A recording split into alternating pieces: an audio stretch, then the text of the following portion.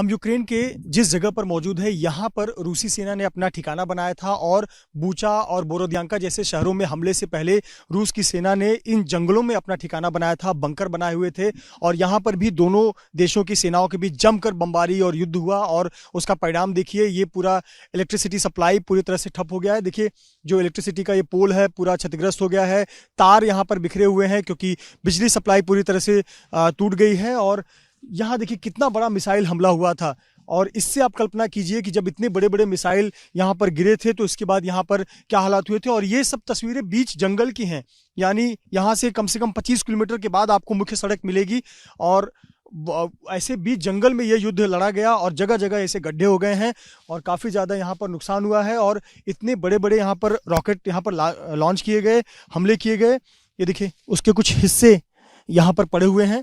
ये इस प्रकार की मिसाइल यहाँ पर लॉन्च किए गए। दोनों सेनाओं के बीच में यहाँ पर जमकर बमबारी हुई, युद्ध हुआ और इसी की वजह से यहाँ पर काफ़ी ज़्यादा नुकसान हुआ। और जंगल से गुजरने वाला जो इलेक्ट्रिसिटी का सप्लाई था जो कि बड़े शहरों की ओर जाता था, बूचा की तरफ, बोरोदियांका की तरफ, कीव की तरफ, वो सब यहाँ पर नष्ट हो गया। देखिए एक आपको निशान नज़र आएगा, ये टैंकों के और जो मिलिट्री व्हीकल के टायर होते हैं उसके निशान है। तो इससे आप समझिए कि ये जंगल के रास्ते किस प्रकार की लड़ाई लड़ी गई, जंगल के रास्ते कितनी भयावह स्थिति बनी थी। और यहाँ देखिए इलेक्ट्रिसिटी के जो टायर के निशान, इलेक्ट्रिसिटी के तार यहाँ पड़े हैं और टायर के निशान यहाँ पर पड़े हुए हैं। काफ़ी ज़्यादा यहाँ नुकसान हुआ है। शहरों में तो लड़ाई हुई ही, साथ ही साथ जंगल में बहुत भयावह लड़ाई हुई है।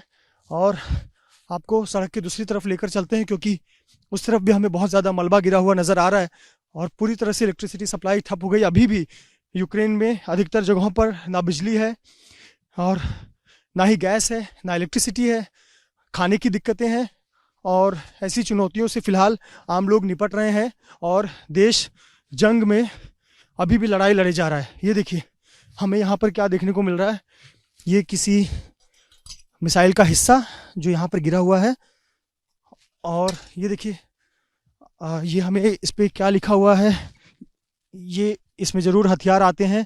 तो इस बॉक्स यहाँ पर पड़े हुए हैं। इस तरह के बॉक्सेस हम देखते हैं कि रूसी सेना इस्तेमाल करती है।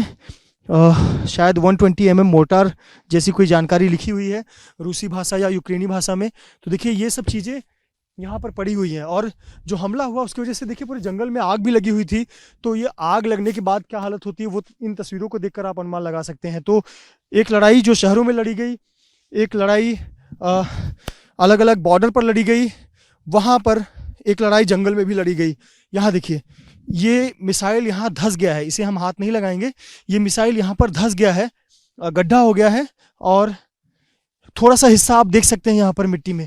तो जगह जगह आपकी नज़रें जहाँ भी जाएंगी यहाँ इस प्रकार से मिसाइल धंसे हुए हैं और ये बताते हैं कि जंगल में कितनी भयावह लड़ाई रूस की सेना और यूक्रेन की सेना के बीच लड़ी गई।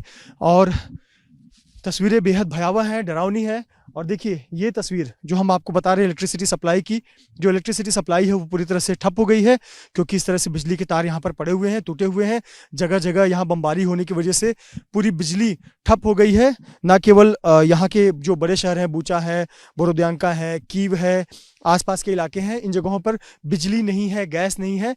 उसकी वजह यही है कि इस बमबारी में, इस युद्ध में ये सभी संसाधन भी तबाह हो गए हैं। पंजाब ते पंजाबीयत दा परछावा, पंजाबी साडियां बावां, ABP साझा। हुण देखो अपने टीवी स्क्रीन ते टाटा प्ले चैनल नंबर 1929 ते। ABP साझा देखण लई अपने केबल ऑपरेटर नु अज ही संपर्क करो। ABP साझा, जोश, जज्बा, जुनून।